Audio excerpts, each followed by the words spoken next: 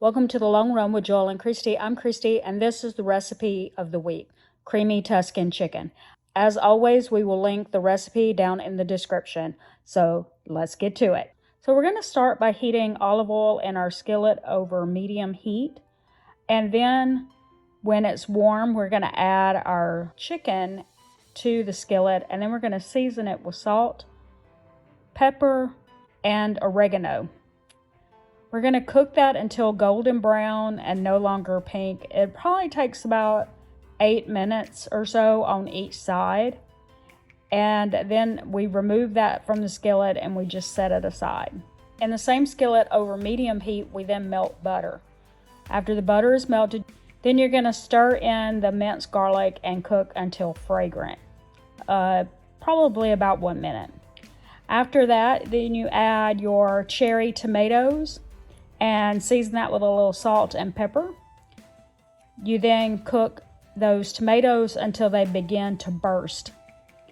When they start bursting, then add your spinach in and then cook that until the spinach begins to wilt.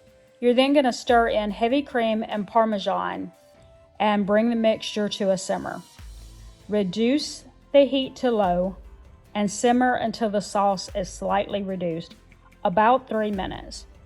Return the chicken to the skillet and cook until heated through, about 5 to 7 minutes. As soon as you've reheated your chicken, you just remove it from the heat, squeeze a little lemon in, and it's ready to serve.